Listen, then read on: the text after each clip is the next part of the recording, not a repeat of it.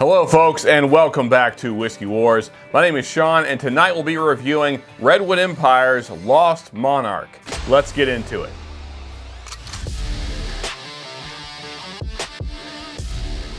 Okay, so here's our bottle for this evening, Redwood Empire's Lost Monarch. And of course, the name comes from a massive redwood tree out in California. So the world's largest coast redwood by volume at 320 feet tall and 26 feet in diameter is the Lost Monarch. So that is the namesake of this bottle. Very cool bottle design. We see that there. Got some cool artwork going on there.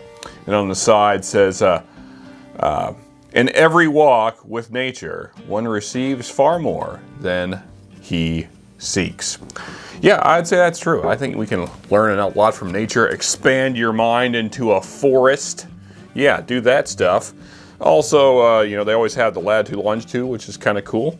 So I always like the bottle designs of Redwood Empire. Let's go ahead and get this thing poured though and start talking about the whiskey itself. Now, this one didn't make it into our best under 40 because those were all bourbons, and this is a blend of straight whiskeys.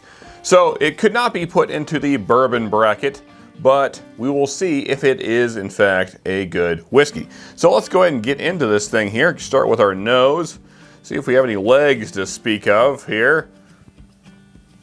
Not a lot going on there. There's a little go in there. Not bad. Anyway, to the nose. Very grapey, like grape jelly. There's a little toasty oak note going on there, nice char notes. Little nuttiness showing through, even like a honey note. So kind of like grape jelly, peanut butter, some honey, and then also that hint of toasted oak. Little spiciness coming through, a little cinnamon, a little pepper. There's a slight sour oak note that I'm picking up.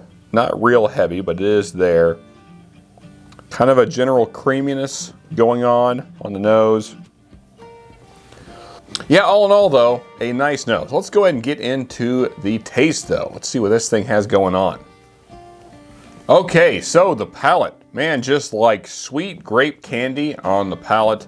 There's also a little bit of a cherry note going on there. Some nice cinnamon notes. Definitely getting your brown sugar, your caramels. There is a slight sour oak note in that mix. It's not real bad. It's not super sour, but there's a hint of that. Now, of course, this is only 3 years old, as it says right here on the back. So not super mature yet. So we kind of expect some of those more youthful notes showing up there. All in all, though, a good first sip. Let's go in for a second here and see what else we can pick up. So again, very sweet, very candy, very grapey, cherry, maybe even like a blackberry in there. I don't know if you folks have ever had it, but you know, so IHOP has like different flavored syrups. And I know I always like the blackberry one. So you kind of got that thing going on, like this fruity syrup going on. It is fairly mouth coating, even though it is young. Just very fruity, very sweet. Certainly an easy sipper. There's nothing really about this that's real harsh. There's a little spiciness on the finish. There's a little bit of cinnamon going on, a little black pepper. So, you know, this is kind of like a younger version of Eagle Rare. So you kind of get those grapey notes that a lot of Eagle Rare bottles have. And of course, those toasty oak notes. But, you know, it hasn't got the level of maturity that a bottle of Eagle Rare has. But similar profile, not exactly the same by any means, but similar for sure. And more readily available. That's without a doubt. You know, so it'll be interesting to see what Redwood Empire does with this bottle going forward. As it gets older, maybe it will be pretty strong competition for the Eagle Rare. That would be interesting to see.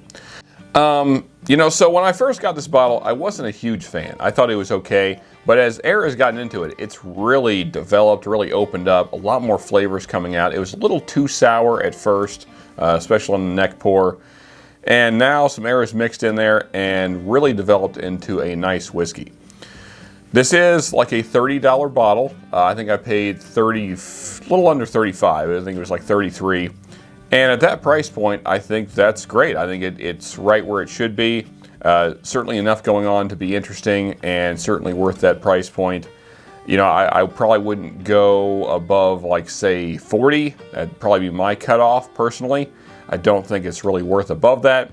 And in some places where it's hard to find, I have seen it higher. So anyway, I'm going to rate it as a $30 bottle. So that price point, thinking about, you know, we talked about the Eagle Rare, and there's a lot of other kind of lower proof bottles in that price range. And I think this is well above average. I would say, I'm going to go, I really did enjoy this. I'm going to say a 6.9. 6.9 on this one. Really enjoyable bottle.